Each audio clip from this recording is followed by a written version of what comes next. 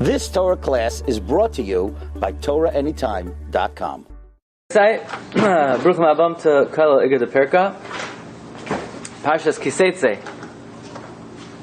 It's already in the month of Elul. We're preparing for the Yom Adin, and of course we know that when Rosh Hashanah begins, during that Aseret Simei Tshuva, so we say the Avinu Malkeinus, and of all the Avinu Malkeinus, we could just say Avinu Malkeinu, Kasveinu b'Sefer Zechuyos, Kasveinu b'Sefer Slichul Mechila, Kasveinu b'Sefer. No, every Bakasha gets its own Avinu Malkeinu. And of all the Bakashas, the shortest one is possibly the most important and definitely the most difficult to understand. And that is Avinu Malkeinu, Kasveinu b'Sefer Zechuyos. Our Father, our King, inscribe us in the book of merit. And the question is, what kind of tefillah is that? The one thing you can't ask God to do is write you in the book of merit if you don't have merit. And if you have merit, you don't have to ask Him, it happens on its own. Hakol b'sefer nechtavin, everything's written in the sefer. So whether you ask for it or not, it's there. You don't have to ask God to inscribe you, that's what He does. Hakol b'sefer nechtavin. And therefore the question is, and this question is raised specifically by one of the Rosh Yeshivas of Kelm, Rav Daniel Muvshovitz, who is a Rosh Yeshiva of Beis HaTalmud of Kelm. It's brought in the Sefer of Rav Matisyahu Salomon, in number 2. B'chol shana v'shana k'shechozrim aleinu yimei haratzain. Every year, when the days of Ratzain come, Bein Rosh Hashanah Yom HaKippurim, anu marbim b'tfilah b'tachnunim l'fnei Hashem l'kasveinu l'shana tova, we increase our prayers, we increase our tefillahs to write us for a good year. Uvazeh anu mechalkim bakashasenu betfilas avinu malkeinu lekama tfilas ksaras. We ask for many, many things. Right? Chatanu l'fanecha imlan mechalata. There are many, many. We have a whole laundry list of things we ask for. V'haketzara shebechulan, the shortest of all, the avinu malkeinu kasveinu the sefer zechuyos, is our Father, our King. Write us in the book of merit. So what does this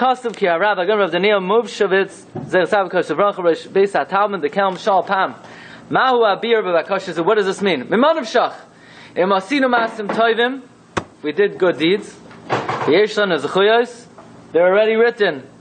And if chas v'shalom we don't have mitzvahs, so what are we asking for? Write us in the book? It doesn't work that way. Maybe with bureaucrats, you could ask them to write you in a book that you don't deserve to be in. But with Rebbeinu Shalom was a kel MS, either you have the goods or you don't have the goods. If you have the goods, they'll be written, and if you don't have the goods, what's the bakasha? There's a concept of tefillah. You could ask Hashem for good health. That even if you don't deserve it, there's a kayach tefillah. Right? However tefillah works, that requires analysis. How does tefillah work? If Hashem wasn't geyser, so how could you ask for it? But there's a concept that tefillah works. But one thing we know that God can't do for us is He can't do mitzvahs for us. We have to do it ourselves, and if we do it, you could be sure it'll be inscribed. So what's the union of kasveinu b'sefer hazchuyos? Before Rosh Hashanah, the Rebbeinu Shalom gave us a tremendous matana, and that matana is Parshas Seitzei. What is such a big matana about Parshas Seitzei? It's quite amazing that there are more mitzvahs in Parshas Seitzei than in any other parsha in the entire Torah. Parshas Seitzei has 74 mitzvahs. More than 10% of all the mitzvahs are in Parshas Seitzei. To be precise, right, it's brought down in the Sefer Sifsei Tzadik. The Parsha Zu Yesh Ba Ayin Daled mitzvahs. There's 74 mitzvahs. She'ein b'shum Parsha Shabbatar Kol Kach mitzvahs. What's the inyan? Why so many mitzvahs? Everybody knows that if you learn about an inyan, it's as if you were Makayim in it. Makayim it. Kol ha-loymei b'parshas oila, kilu hikriv oila. Kol ha-loymei b'parshas chatos, kol ha-oisek b'parshas chatos, kilu hikriv chatos. Anyone who's oisek in Parshas Seitzei, it's as if he was Makayim 74 mitzvahs, and therefore, of course, we know before the Yom Adin, everyone is trying to amass as many zechusim as possible, and therefore the Rebbeinu Shalom gave us a tremendous matana, Parshas Seitzei. If you learn Parshas Seitzei, you have an opportunity to amass more mitzvahs than by learning any other parsha in the Torah. And therefore, we would like to explore if, in fact, Parshas Seitzei contains more mitzvahs than any other parsha. We would like to explore a little bit the pathway of fulfilling mitzvahs. Is there a methodology? Is there a technique to be able to perform mitzvahs? What's the right path to be Mekayim mitzvahs? And possibly, if this week's Parsha contains more mitzvahs than any other Parsha, maybe this week's Parsha also gives us a little bit of a mahalach as to how to be Mekayim mitzvahs. Okay, so we're going to divert ourselves for a little bit to look into a most unusual inyan, the inyan of the Ari Miklat. We know if somebody kills b'shoigeg, somebody's chopping wood, and his axe head flies off, yeah, and chas v'shalom he kills somebody, he has to go into a city of refuge, and he has to stay there. For how long? For a very long time, until the Kohen Gadol dies. Actually, the Torah says he stays there la'olam, forever, until the Kohen Gadol dies. What about if it's his first cousin's bar mitzvah? And his great aunt's going to be very upset if he doesn't make it, right? Is he allowed to leave the Ari Miklat to go to his first cousin's bar mitzvah? Or his second cousin's graduation? It could disrupt the whole family. You know, can you imagine if the relatives are going to find out? No. There are no excuses. He can't leave. Says the Gemara, Makkos Yud Aleph Amud Beis, Eino Yotzei Misham La'olam. Can never leave. What about if you see the new moon? And without you, nobody's going to know when Yom Tov's going to be. Too bad. What about if you know testimony that Yankel owes Beryl $50 million? And if Beryl gets his money back, he could put up 10 yeshivas. Too bad. What about if you have to go bring the carbon Pesach? Now if someone doesn't bring the carbon Pesach, what's the punishment? Correct. You can't leave. What about if this guy never had bris milah, and the only way to get bris milah is to leave the city and go to a mile? Can't leave the city. What about if you're the general of the Jewish people, and if you don't leave the city, the Jewish people will be attacked, and chas v'shalom, many Jewish lives will be lost? Can't leave. It says the Gemara, "Va'afilu Yisrael tzrichim lo," even if the Jewish people need you. Va'afilu sar tzeva Yisrael, even if you're the general. K'yoya ben Suriya, eino yotzei misham la'olam. You can never leave. Shenemar asher nas shama. You flee there. There means stay there. Sham tehei dirasa, you live there. Sham tehei, it should say misasa, you die there. Sham tehei kfurasa, you got to be buried there. I don't care if you bought a plot on Har HaZeisim for $25,000 when you were 4 years old, and you have the shtar sitting in your desk. Well, somebody else will be buried there. You're going to be buried in the Arei Miklat. Okay? And the question is, I understand you can't leave for your first cousin's bar mitzvah, you can't leave for your second cousin's graduation, but you can't leave if all of Klal Yisrael needs you. Doesn't Jewish life supersede any mitzvah? So fine, it's a mitzvah to stay in the Arei Miklat. What's the mitzvah? Anybody know what's the mitzvah or pasuk? Shama. The mitzvah aseh d'oraisa shama. Shkoyach shama. Shama. But we have a more important thing, and that is saving Jewish life. Saving Jewish life. Are you allowed to desecrate the Torah to save your own life? Yes. Of course. Only Gilei Arayos, Sheichas Damim Avodah Zarah. Now, this mitzvah is not one of the big three. If it's not one of the big three, you should be allowed to desecrate the mitzvah of Shama to save Jewish life. This is the kasha of the Tiferes Yisrael. In Mishnayos Masechta Makos, it's a bumba. Yeah? You're masking? It's a bumba of a kasha. What about if you can move from a city to a city? No, you stay there. You have to stay there. So he's going to go to the third one. They're 48. They're 48, yes. So he's going to go from the 6 to the 30. You can do that? I don't think so. You have a bar mitzvah though. I hear. His cousin also killed someone, yeah? It runs in the family. Okay. But as the Tiferes Yisrael, T'mihani, Hare Klala Amrinan, we have a cloud, Derak Gimel Dvarim, Avodah Zarah, Gilei Arayos, Shvichas Damim, Oimdim, L'fnei Pikuach Nefesh. So you say, yeah, I'm allowed to save my own skin. I'm allowed to desecrate the Torah to save my own skin. Am I allowed to desecrate the Torah to save my friend's skin? Not true. Are you allowed to desecrate Shabbos to save another person's life? Another Jew's life? Yeah. So what do we see from there? That not only do you desecrate the Torah to save your own skin, you desecrate the Torah to save someone else's skin. Less of this is not true. Dafir afilu lechalo Shabbos muter kedei lahatzel nefesh midachsiv v'chai bohem v'lo sheyamus bohem. Demashma shemuter laver kol avera shebeolam kedei lahatzel chaveroi. You're allowed to violate any avera to say to your friends. So let's say in the middle of Chazar Sashatz, you need to save your friend's life to talk. So normally we know you're not allowed to talk during Chazar Sashatz. But you're even allowed to say a word during Chazar Sashatz to save someone's life. You see how important saving someone's life is? You're even allowed to talk by davening to save someone's life. Wow. That's pretty... right? Okay. We're saving a lot of lives. Yeah, okay. Anyway, so that's the question of the Tiferes Yisrael. The Tiferes Yisrael's kasha is, how could we say that you're bound into the Arei Miklat forever, even for Hatzalas Nefashos? Don't we say that saving Jewish life reigns supreme? Comes along the Cheshek Shloimeh, Rabbi Shlomo HaKohen Mivilna, who wrote Haggais on Shas, and he wants to answer the kasha of the Tiferes Yisrael, but he adds his own question. He says, not only do I not understand why you're not allowed to leave the Arei Miklat to save a life, I feel, says the Tiferes Yisrael, you should be allowed to leave the Arei Miklat to bring a Karban Pesach. Because we know, an asay which is chamor is doicha, and asay which is kal. So living in an Arei Miklat is a mitzvah d'oraisa, but it's not a strict mitzvah d'oraisa. It's not punishable by any lashes or by kares. But bringing a Karban Pesach, if someone doesn't bring a Karban Pesach, l'chayv kares. So the asay of bringing a Karban Pesach should push off the asay of living in the Arei Miklat. And certainly I don't get, says the Cheshek Shlomo, why you would not be allowed to leave an Arei Miklat to save your friend's life. And therefore he offers the following answer on the bottom line, on number 6. Lulei de mistafina. Had I not been afraid, I would offer the following answer. And the answer is like this.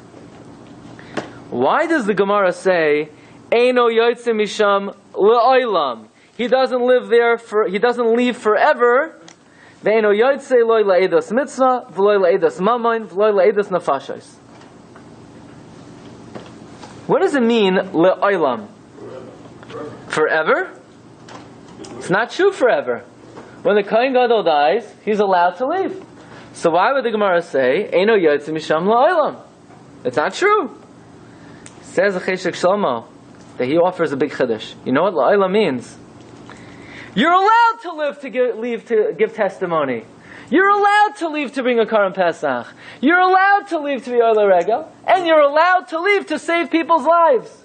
But what when you finish your mission? Let's say you're the general. So as soon as you're sitting there in the Arei Miklat, you're trapped in the city, you're claustrophobic, you can't wait to get out, and all of a sudden you get the message, hey, we need you. You're the general, come save the Jewish people. So he puts on his uniform, his paraphernalia, he puts on his beret, he's ready to be the general. He goes to the front of the lines, he saves the Jewish people, and now he's thinking to himself, once I'm out, I could stay out. Does he have to go back? So that's what the Gemara means. Eino yoytze misham le'olam. He can't stay out forever if he left. Of course he's allowed to leave. He's allowed to leave le'edos mitzvah. He's allowed to leave le'edos mamon. He's allowed to leave to save Jewish life. That's why the Gemara emphasizes the word le'olam. If he leaves, he can't stay out. The heter is only a temporary heter while the heter exists. Once the heter is finished, once he got his bris milah and he brought his Karban Pesach and he was Ola Regel and he saved Jewish lives, back to the Arei Miklat. Can you go and not kill him while you have? And what about the Kohen Gadol also? Yeah, he could. Well, that's what it's Xeris HaKasav, that he has to stay there until the Kohen Gadol dies. Why his killing? No, the Kohen Gadol doesn't live in the Arei Miklat. Kohen Gadol lives in his house on 32nd Street, But it's his staying there is dependent on the Kohen Gadol. However, the Cheshek Shlomo says the language of the Tosefta is mashma, not like what I'm saying, that you can't leave for any of these things. So this is one possible explanation of the Cheshek Shlomo. It's not that he's not allowed to leave, it's that he can't leave la'olam. Is it optional? What? Going to the Arei Miklat. No, it's not optional. If he's not worried about a guy. No, he has to go there. Comes the Or Sameach, and the Or Sameach says, you know what we see from this Gemara? We see a very important principle. The Sma And the Beis Yosef, at the very end of Chosh Mishpat, the last siman of Chosh Mishpat, siman Taf Chavav, declares the following shaila. Do you have to risk your life to save the life of your friend? Everybody knows that if you could save a Jewish person's life and you don't, you're over allowed. You can't stand by idly while your friend is dying. Do you have to give up your life to save your friend's life? Absolutely not. You're not allowed to. Your life comes first. Are you allowed to risk your life to save your friend's life? Yeah. So the Beis Yosef in the last siman of Chosh Mishpat brings down that the Yerushalmi paskins, you have to risk your life to save your friend's life. You don't have to give up your life to save your friend's life, but you have to risk your life to save your friend's life. But quite interestingly, the Rambam, the Rif, the Rosh do not bring down this Yerushalmi lahalacha. Now this is a contemporary issue, because risking your life to, let's say, organ donation. Do you have to donate a kidney, let's say, to save your friend's life? Well, you're putting your life in peril. Possibly. It's a dangerous procedure. Possibly. Do you have to risk your life to save your friend's life? The Yerushalmi says yes, and yet it's not brought down the halacha.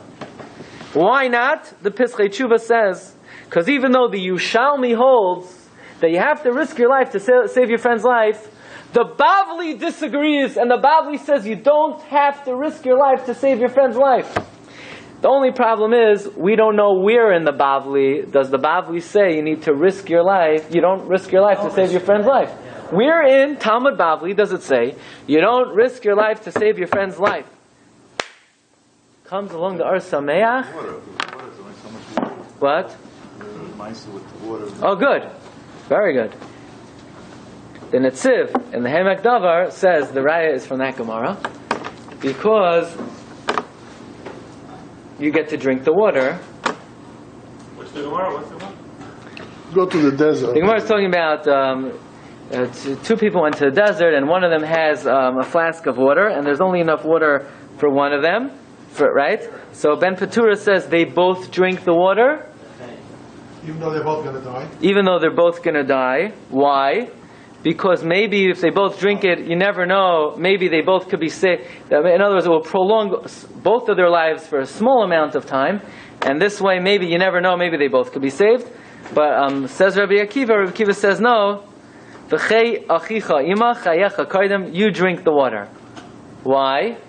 Because you don't have to give up your life to save your friend's life. This is not risky. But you do have to risk your life to save your friend's life.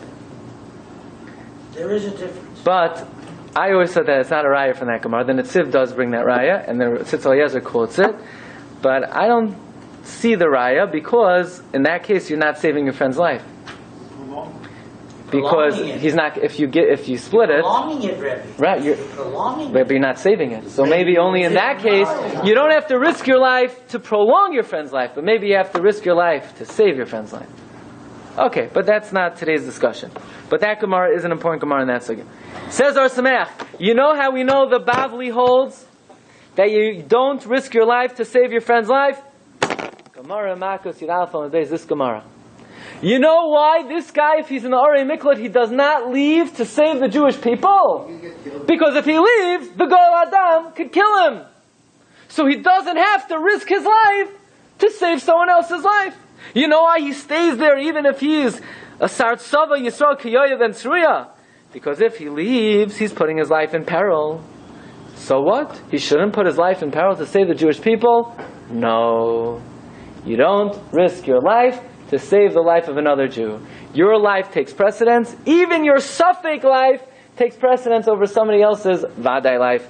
Says Ar Sameach, this Gemara is against the Hagois Maimoni that the Beis Yosef quoted at the end of Chosh Mishpat, who brought down from the Yerushalmi, that the Yerushalmi holds you risk your life to save your friend's life. From this Gemara and Makos, we see you don't risk your life to save the life of your friend. Even many people? Even all of Klal Yisrael. Even all of Klal Yisrael. You mean one person is more important than Klal? that what you're saying, really? Is he more important? In his value system, his personal value system, he has to protect. He comes Principle is first. more important. What? The principle is more important. Yeah. He has to guard his life before he save anyone else's life. Okay. Rabbi, so what we'd like to do this morning is explore a brand new answer for this very mysterious Gemara of why someone who kills b'shoigeg is required to stay in the Arei Miklat despite the fact that he has the opportunity to save all of Klal Yisrael, and thereby try to explain a very fundamental principle as we approach the Yom Adin. The Mishnah says in Pirkei Avos, Benazai Yomer, Haviratz lemitzvah kala, run to do a small mitzvah. Now you should know in Pirkei Avos and Perek Beis it already said that. It already said Haviratz lemitzvah kala. Why? She'ein ato yodea matan schar shemitzvah. You don't know what the value. You don't know how much reward. Benazai is saying a new thing. You should run to do a mitzvah, small mitzvah, and run away b'yireach min avera. Run away from a small avera. Why? Shemitzvah goyreres mitzvah. One mitzvah drags along another mitzvah. Va'avera goyreres avera. One avera drags along. You think it's just a small mitzvah. You put a 5 cents in the pushka. It's a small mitzvah. No, it's a big thing because you put 5 cents in the pushka. That will bring you to do a bigger chesed and then a bigger mitzvah and so forth, and run away even from the smallest avera. And then the Mishnah adds, Sheschar mitzvah mitzvah. The reward of a mitzvah is a mitzvah. So you say, if that's the whole thing, that's the whole reward. The reward, that's my whole schar. The schar for a mitzvah is I get to do another mitzvah. We'll have to see what that means. Uschar avera, avera. The reward of one avera is an avera. Now, what is that adding on to the first part of the Mishnah? How do we know mitzvah gereres mitzvah? Who said? Maybe Matt. Maybe if you do a mitzvah, shkoyach, you get a mitzvah. But how do you know what's the makar in the Torah? The mitzvah gereres mitzvah. Is it? And the answer is this week's Parsha. This week's Parsha. Parsha begins, Ki Seitzei l'macham alevecha, Nasana Hashem lekech v'yadecha v'shavisa shivya. How does the Parsha begin? The inyan of Yifas Tayar. And then the very next inyan is, you take the Yifas Tayar, what's next? Ben Saira Umayra. And then after Ben Saira Umayra, we talk about the murderer. So says the Medrash, this is a downward spiral. First you do one Aveira, you take the Yifas Tayar. Then what's going to happen is you're going to have a Ben Saira Umayra. Then what's going to happen is he's going to become a murderer. But then we look a little further on in the Parsha. Ki yikare kan sipar lefanecha. Which mitzvah is that? Shlach HaKein, which the Mishnayos say is a mitzvah kala. Doesn't cost you any money. And then after that, there's a mitzvah of kisivna bayis chadash. You build a new house, put up a fence. What does the kan sipar, what does the Shlach HaKein have to do with putting up a fence on your roof? Chazal say, if you're mekayim Shlach HaKein, then Hashem will give you parnasa. You don't have to rent anymore. You don't have to throw the money down the tubes. You could buy a house. And then you could build a fence. You build a fence, Hashem will give you assets. You'll have a shar nechamar. You'll be mekayim the mitzvah of loisachrosh. You have assets, Hashem will give you nice clothing. You won't wear shatnez, and you'll be mekayim the mitzvah of tzitzis. So if you're mekayim one mitzvah, you'll be mekayim the next mitzvah, the next mitzvah, the next mitzvah. If you violate one avera, that begins a downward spiral. There's no such thing as an isolated thing. You look at somebody, you could take one thing they're doing, and then you are able to project what the next course of action. You see somebody do something wrong, you could almost predict something will be next. You see somebody do something right, you could predict they're going places. It's one or the other. You can't tread, you can't float. There's no floating. Either you're going up, everybody knows either you're going up or you're going down. But even in opportunities, even in achievement, either you're going up or you're going down. It says the Medrash Rabbah, look at number 9, Davar Acher. The same Ben Azai is in Pirkei Avos, Ben Azai Omer, Mitzvah Goyreres Mitzvah, Avera Goyreres Avera. Ketzad? Ksiv Lamala Ki Seitzei Lamelchama. Vira Yisa Bashivya. You see the Yifas Tayar. Says Rebbanisham, yeah, I allow you to marry the Yifas Tayar. But you need to shave her head. You need to take off her nails so that she's ugly, and you send her packing. You shave her head. And if you don't do that, you're going to have a Ben Saru Umayra. And guess what? This Ben Saru Umayra is not going to give you nachas. Yeah? Not going to give you nachas. He's going to be a murderer. Says the Medrash, Avera goyreres Avera. But how do you know mitzvah goyreres mitzvah? First it says, Ki yikare kan sipar. And then after that, Ki sivna bayis chadash. And then after that, you won't loy sizar karmecha klayim. And then loy sachrish b'shar v'chamar yachtav. And then tzitzis, mitzvah, goyreres, mitzvah. Rashi brings it down the beginning of the Parsha, number 10. Rashi brings down the next half on Pasuk Chafez, that v'chiyah b'ish ched mishmar maves. Rashi says, smichos, haparshiyos, magid. The juxtaposition of the Parshas teaches, Shem chasim olav aviv v'imai, if the father and mother have mercy on the kid, he's going to go off the straight and narrow, and he's going to be over averos, and he's going to be chayiv misa. However, Rashi brings down number 12, that if you're mekayim shulach hakein, you'll be zoicha to build a bayis, you'll be mekayim the mitzvah of makkah, because mitzvah, goyreres. Okay, so now we have a source. We always need to know the source. We have a source. The source of mitzvah goyreres mitzvah is the ayin daled mitzvahs in this week's parsha. Yeah? It's either a downward spiral or an upward spiral. Why is mitzvah goyreres mitzvah? Why? How does it work? Why, if you do one mitzvah, does it bring you to do another mitzvah? Says Rabbeinu Yoina. Rabbeinu Yoina writes that even though in Parak Beis of Pirkei Avos it gave a different reason to run after a small mitzvah that we don't know Matan Schar and Shom mitzvahs, now Ben Azai is adding a new reason.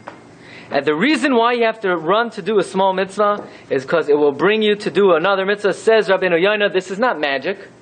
This is not some kind of ruach hakadusha. This is natural. It's a psychological technique. Why? Here you have a guy. He likes to stay at home. He works and then he goes home. He eats and he sleeps, and that's it. He doesn't like to go to shul. He doesn't like to walk to the shul. He doesn't like to sit there. He'd rather be doing what he wants to do. So what do we tell the guy? Go out for Marav. Marav is 15 minutes, and it's on your corner anyway.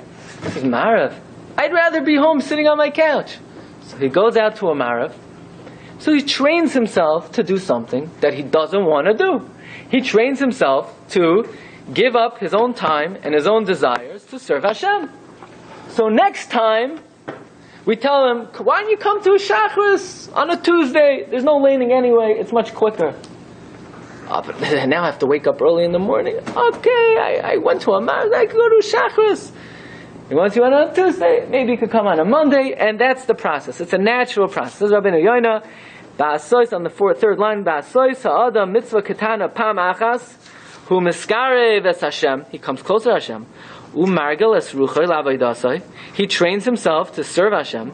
V'nikla be'enav lasis mitzvah acheres. It will be easier for him to do a mitzvah. Sheyesh ba toireach keneged Hashem. That's harder than the first mitzvah. Why? You already trained yourself. And when you do a second mitzvah, which is a little bit harder, it will help you to do a third one. It's like lifting weights. It's like diet. It's like anything else in life. That whenever you want to train yourself to do something, it's a gradual process. And it's the same thing with mitzvahs. Says Rabbeinu Yoina, it's the same thing with an avera. If you do an avera when it's very, very hard for you to resist, then the next time you might do an avera when it's a little bit easier to resist. And then, finally, you may do an avera when you don't even have a strong temptation. Because you've already got into the habit of not exercising self-control and not stopping when the Yetzer Hara comes to persuade you. So mitzvah goyreres mitzvah, the first level of it, it's a very simple psychological technique. It's all a matter of training yourself to do the right thing and to avoid doing the wrong thing. However, says Rabbeinu Yoina, there's another element of mitzvah goyreres mitzvah. And that is, says Rabbeinu Yoina, sheschar mitzvah mitzvah. The reward of one mitzvah is another mitzvah. Says Rabbeinu Yoina, you're telling me that if I get up for Shachris, my reward is I could go to Mincha? That's it? That's the whole thing? No thanks. Right? Says Rabbeinu Yoina, don't worry. It doesn't mean that's your reward. Schar means that will be a result of your efforts. Says Rabbeinu Yoina, aside from the natural psychological process, says Rabbeinu Yoina, a human being really in this world is not able to do anything. God controls everything. Everything is what God controls. What you say, what you do. The only thing a person could do is exercise free choice. Once a person exercises the correct decision, God will then assist them on that chosen path. So if a person does a mitzvah, the Rebbeinu Shalom will then provide supernatural, heavenly assistance to do another mitzvah. This is not a natural process. It's not a psychological process. It's a supernatural process. Schar mitzvah. Mitzvah haba lataher misayin. Someone who comes to do something which is pure, God will assist them. However, haba latame, if someone wants to do something which is not correct, God will not assist you, but poischenloi, God will give you the opportunity. Okay? So far there are two explanations of mitzvah gereres mitzvah. Number one, Rabbi Yehuda says there's a natural psychological process. It's you're developing your ability to fight against your natural tendencies. And number two, there's a supernatural process of habalatar masayin. There's a very interesting sefer, Klalei HaMitzvos, by one of the great Mikubalim, Rabbi Yosef Giktelia. And he says, very interesting idea, another aspect of mitzvah gereres mitzvah, and that is mitzvahs are analogous to the rungs of a ladder. But it's not a regular ladder. It's like an escalator. It's a moving ladder. That if you put your foot on the first rung, that first rung takes you up to the second rung. You know why? Because all the rungs are on the same piece of wood. All the mitzvahs are connected. Once you allow yourself to do one mitzvah, that mitzvah, I'll read to you his words. Look at number 14. Kol ha-mitzvahs, hein kedimyon shalshelas v'sulam. All the mitzvahs are analogous to the rungs of a ladder. Bein mitzvah saseh, bein mitzvah sloi saseh. Imad asa adam mitzvah achas, if you do one mitzvah, oisa ha-mitzvah moishchasoi, that mitzvah will draw you, umiyashartoi, it will straighten you out, umalichasoi l'mitzvah acheres, shehi smuchala. And the same thing with an Aveira. Chazal say, don't have improper thoughts during the day. It will bring you to Tumah at night. In other words, a smaller Aveira during the day can lead to more severe Aveiros in the evening. Says Rabbi Yosef Giktelia, that's why Chazal, the mitzvah of tzitzis, yeah? Or the mitzvah of Kriya Shema. When are you Mekayim in the mitzvah of Shema? What's the Zman Kriya Shema Baboiker? Mishayakir bein tchelas lekarsi, or between Lovin and tchelas. That means, when are you Mekayim Shema? When you could recognize tzitzis. Says Rabbi Yosef Giktelia, that means the mitzvah of tzitzis is the rung that brings you to Kriya Shema. The fact that you see that one mitzvah, the zman of one mitzvah, is dependent on another mitzvah, the mitzvah of Shema, the zman, the time, is dependent on tzitzis. That shows when you mekayim tzitzis, the tzitzis will somehow draw you toward Kriya Shema. That's the idea. And this is elaborated more by the Chassid Yavitz, Rav Yosef Yavitz, on Perkei Avos. He says a very similar idea, that the same way that the Rebbeinu Shalom is one, the Torah is one. So a person might say, well, I'll be Mekayim this mitzvah, and that mitzvah, and this mitzvah, but this one, I don't do that one. Is there such a thing? No, there's no such thing. Because the same way God is one, the mitzvahs are one. And once you reject one mitzvah, you're not rejecting one mitzvah, you're rejecting the whole Torah. If somebody says, I don't keep one mitzvah, they have the status of a mumar. They're not bikaris already. What do you mean, but I accept the rest of the Torah? No, you don't accept the Torah. The Torah is one entity. The same way God is one entity, the Torah is one entity. That's lara, that's on the bad side. But the same thing is on the good side. If somebody embraces one mitzvah, he's thereby embracing the whole Torah. That's the concept of mitzvah gereres mitzvah. Because in other words, one entity. So, let's say in the month of Elul, when a person is trying to bring himself closer to Hashem, a very easy way to do it is take the easiest mitzvah that you could do and do that mitzvah. Because once you do that, you're not just doing that mitzvah, you're doing the whole Torah. You've grabbed onto the entity. You grab onto the entirety of the Torah. This is part of the understanding of Mitzvah, goreres mitzvah. So far we have a few ideas. Number one, there's a psychological aspect to it, that you're training yourself. There's a supernatural aspect to it. Habolatayar Messiah, so the will help you. There's an idea that all the mitzvahs are one entity. Once you grab onto one, you are grabbing onto everything. And then the Vilna Gaon tells us something astounding. And that is, the Vilna Gaon observes the phenomenon, which is inexplicable. Yeah? You hear, it's 3 o'clock in the afternoon, and you have 3 guys in the corner. What are they doing? They could be working, they could be exercising, they could be sleeping, they could be making money, but they're not doing any of it. They could be eating. And what are they doing? The stupidest thing you could ever imagine, except for smoking. What is it? They're talking. They're talking. What a stupid thing to do. Why are they talking? Are they making more money? No. Are they eating? Are they getting any pleasure from eating? No. Are they... there's so many things you could do that actually benefit you. Why would they talk? They're not accomplishing anything. They're just killing time. You don't want to learn? So eat, sleep.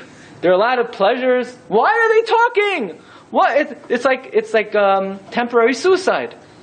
That's what it is. They have an hour. Instead of killing themselves, they're killing an hour of their time. What are they doing? What are they talking about? This, that. What is that? It's lunacy. Why do people waste time talking? And they almost will say, yeah, I get an enjoyment out of it. What's the enjoyment? Are you... Why do people talk? Says the Vilna Gaon, it's a form of insanity. What's the explanation? You ready for this? Says the Vilna Gaon, mitzvah goreres mitzvah, avera goreres avera. What's the biggest mitzvah in the Torah? Talmud Torah. Says the Vilna Gaon, the way this world works is when you do a mitzvah, it creates a ruach, a spirit. That spirit wants you to do more than what you did before, and it's not satisfied until you do more. So if you learn for an hour, that creates a certain spirit that you want more Torah, and you won't be satisfied until you do even more. And then when you do more, you're going to have another spirit that will come, another ruach mimaro, and it won't be satisfied until you do even a bigger mitzvah. And that's a good thing, because that means you'll always be feeling and having a yearning to want more and more learning. But says the Vilna Gaon, if the biggest mitzvah is learning Torah, the biggest avera is idle chatter. Says the Vilna Gaon, there is no pleasure in idle chatter. It doesn't feel good. You don't make more money. There's so many other things. But guess what? When you waste away your time, a spirit comes from heaven and says, you just did a big avera. Now you're not going to be satisfied until you waste more time. And last time you schmoozed on the corner for 30 minutes. Next time you're not going to be happy until you schmooze 35 minutes. And then you waste more time. You're going to get another spirit from above. And it's not going to be satisfied until you commit more suicide. Says the Vilna Gaon, an astounding thing. There is no hana from talking. Nothing. You exercise, you're stronger, you're healthier, you eat, at least it feels good for a split second. At least pleasure, it feels good for a half a second. Talking, think about it. What sensation are you getting? You're not getting any physical sensation. Says the Vilna Gaon, it's a form of insanity.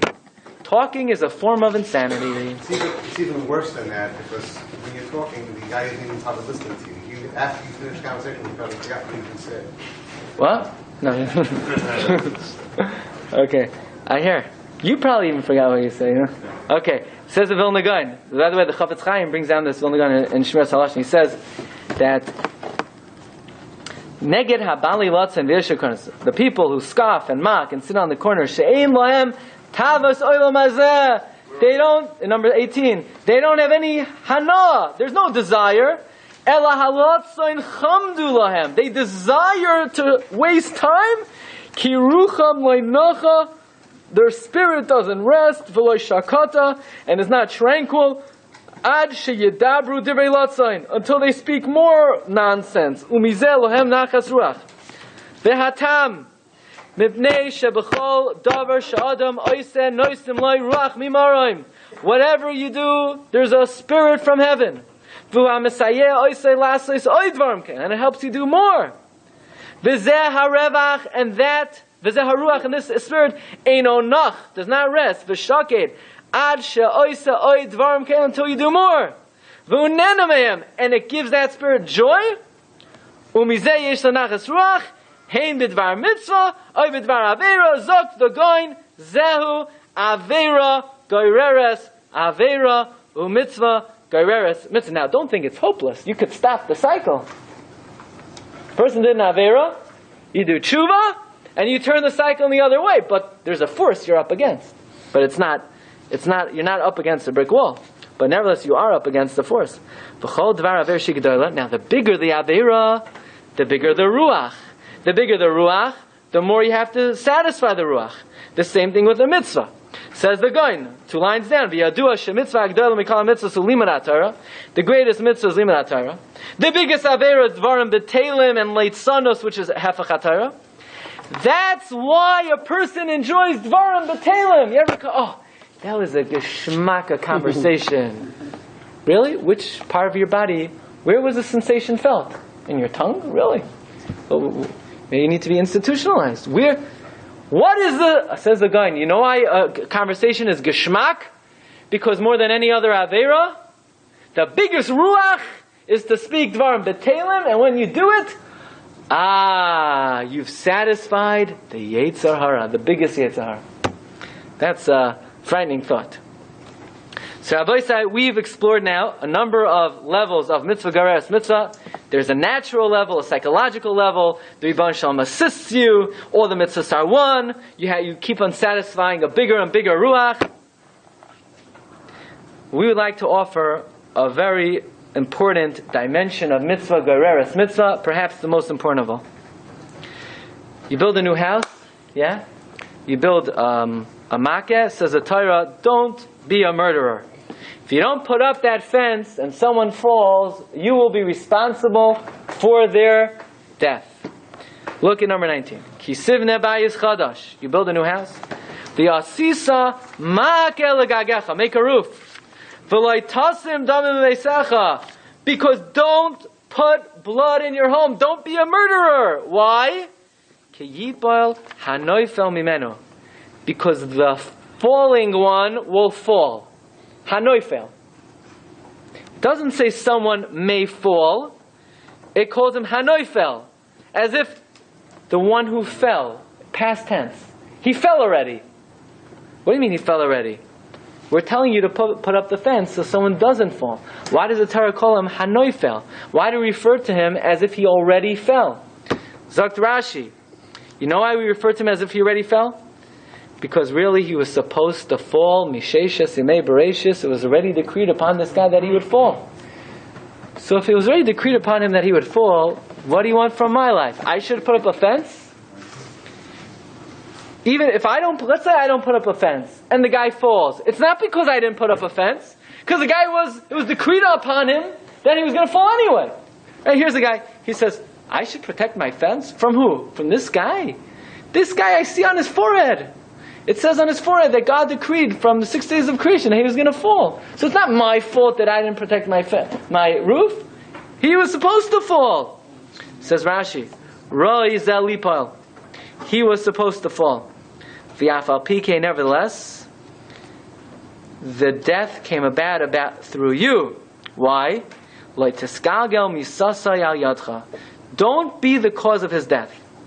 Shemegalgel in zchus ayidei zakai. God brings merit to the meritorious. God brings demerit to those who are chayiv. Means like this.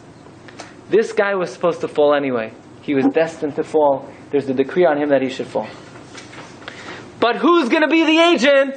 Who's going to be the vehicle through which this guy dies? God says, I'm going to pick someone who has demerit to be the one who carries out this murder. Yeah, he was supposed to die anyway. But who's going to be the shliach? If you don't put up a fence, you are rendering yourself a chayiv. and now you're making yourself eligible to bring about his death. And if you make yourself eligible to bring about his death, it's as if you killed him. But why would Rashi say, God brings about mitzvahs through somebody who makes himself pure. In other words, like this. How do we see from here, let's say the guy puts up a fence. Yeah? Is anyone going to fall off his roof? No. So the guy says, let's say this guy doesn't fall off my roof. I'm going to be credited for saving his life? Why am I going to be credited for saving his life? He wasn't supposed to die! Imagine if, somebody builds a gate around the roof, and someone goes up to the roof, and he doesn't fall. So now in Shamayim, they're going to credit this guy with saving the person's life? The guy wasn't supposed to die! No! You're right, he wasn't supposed to die. But his not dying came about through the fact that you did a mitzvah putting about a roof, so Hashem will reward you as if you saved his life also. It goes both ways. Here you have a guy who falls off a roof, and he was supposed to die. So what do you want from my life? You were the shliach. Yeah, but he was supposed to die anyway. But since you made yourself a chayev by not putting up the fence, you've rendered yourself a worthy shliach to kill the guy. And vice versa, if someone does put up a fence, and the guy doesn't fall, so even though the guy wasn't going to fall anyway, you became a worthy shliach to save this guy's life. The nofel no longer falls at this point, or does he fall somewhere else? If he's falling the nofel that was very predestined that he'd fall, but he won't be falling through you, he's falling by someone else. Right. And I'll point out that according to the Alshich, he might not fall. But it was predetermined. So that's a very difficult question to answer. And just very quickly, maybe it was only predetermined that he would fall if this person would be a chayev. And if the person would not be a chayev, then he was never, okay, that's like, conditional. Right, a conditional predetermination. By the way, the Alshich adds, what's the next pasuk in the Torah after Ki yipal hanofel mimeno?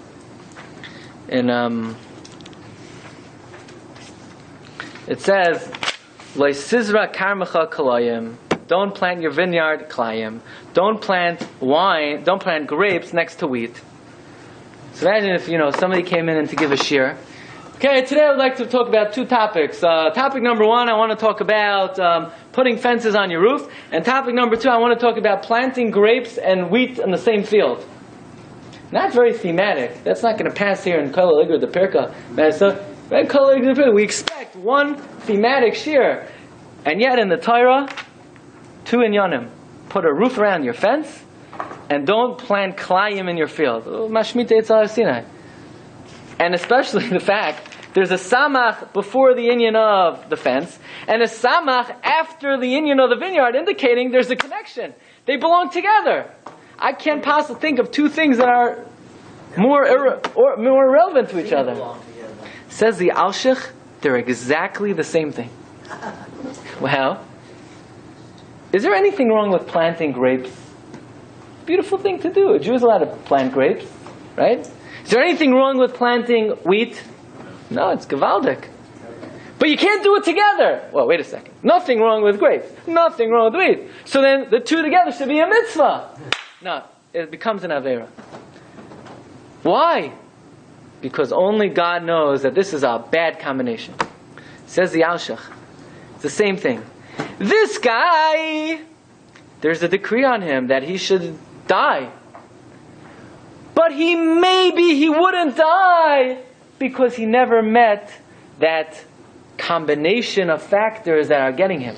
But now that he's going on your roof, and you're a chayev, and he is chayev misa, that destructive combination, that will get him. Just like you can't plant grapes and wheat, which is a bad combination. Yeah, he's a little bit bad, but he would have saved himself. But now that he's on your roof, so the combination of your negligence and his precarious situation, that combination, that might get him. and you're going to be the murderer because you allowed that combination to occur. Okay? Interesting thought. But what we learn from here is, why do you have to put the gate around your roof? Because if you don't put the gate around your roof, you're making yourself eligible to do something worse. Once you are a negligent person and you're doing the Aveira by not putting the gate around your roof, you are now saying, I am someone who violates. Rabbi Shalom says, I'm always looking out for violators. I'm now appointing you to do something worse. You're going to be cause of somebody's death. But on the other hand, Rebbeinu Shalom is always looking for people to accomplish great mitzvahs for him. When the Rebbeinu Shalom sees somebody putting the fence around his roof, Rebbeinu Shalom, I've been looking for someone to save a Jewish life. You rendered yourself a zakai, I will give you more zechusim.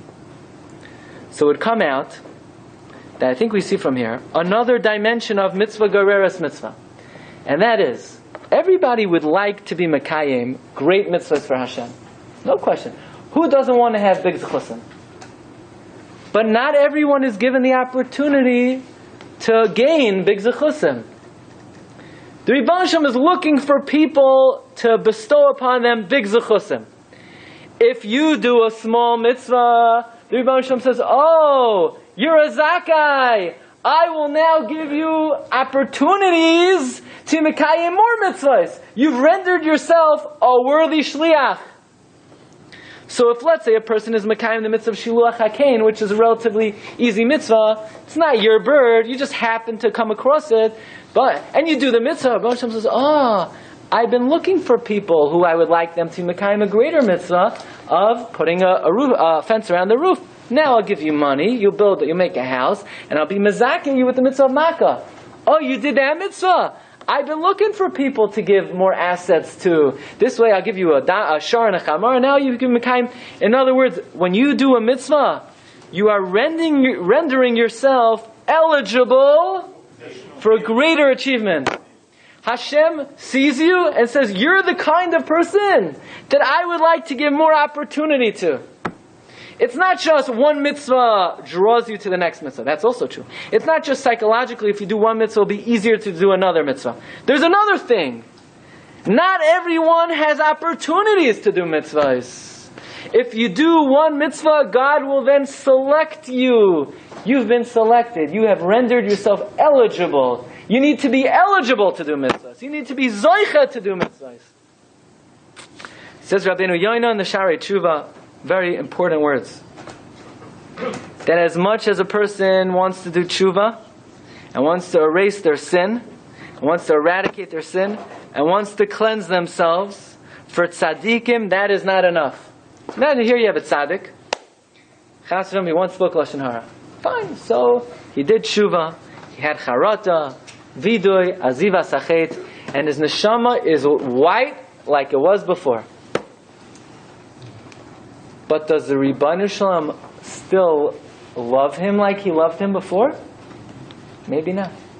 In other words, he won't be punished. His neshama is not sullied, but the relationship is tarnished. So you say, well, Lamai nafkamina? Lamai nafkamina? Maybe the Rebbeinu Shalom won't give him as many opportunities to do mitzvahs.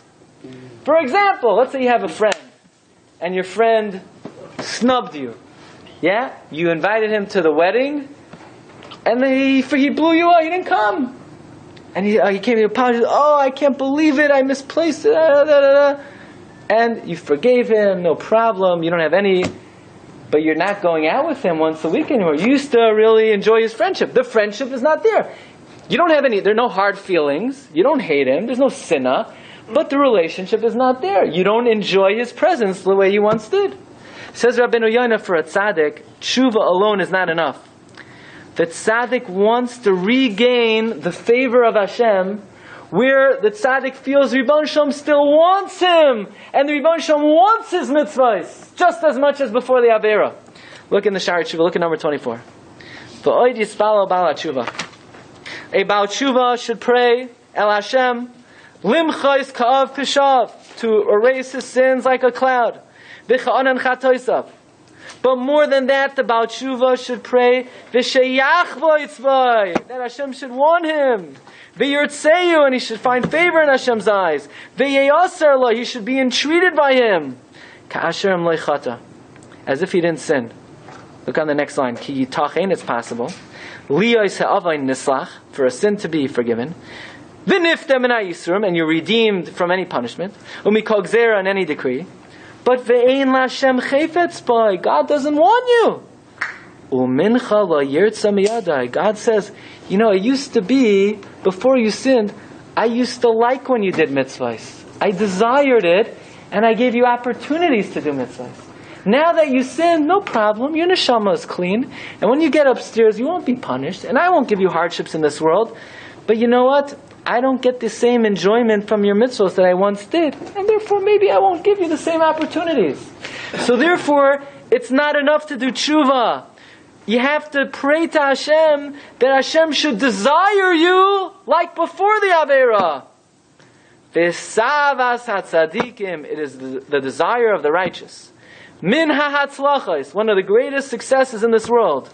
Lahafek ratzoin me Hashem, to gain the desire of Hashem. V'sheyach boitz b'hem, that it's not when we do tshuva during Elul, during the Yom Noraim, we should not only say, Hashem, forgive us for our sin. Hashem, we want you to want us. We want you to desire us. We want you to give us opportunity. We want you to want our mitzvahs.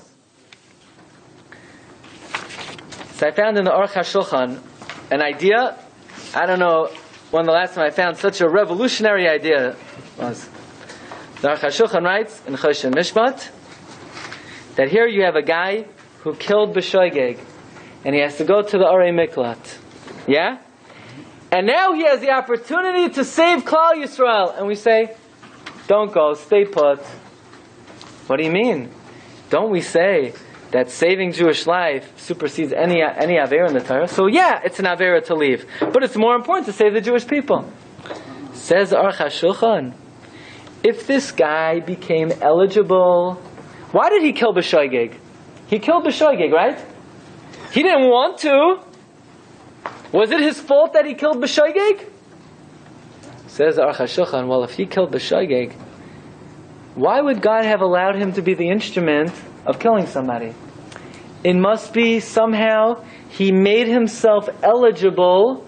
He must have done an Aveira that God said, you know, I've been looking for people to kill b'shoigeg. You're the guy, because you must have done something wrong in the past, and now I'm using you to be my instrument. Oh, says Aruch HaShulchan, if this guy had already been selected as an instrument for Hariga, it's very unlikely that he would ever be successful in saving Jewish lives. You know why? Because to save a life, it requires zechusim. Not everyone could just save a Jewish life. If you were zeicha to save a Jewish life, you must have done a really big mitzvah that God selected you to save a Jewish life. Says Aruch HaShulchan, you're right. You're allowed to do an Aveira to save a life. But that's only if there's a reasonable chance you will save the life.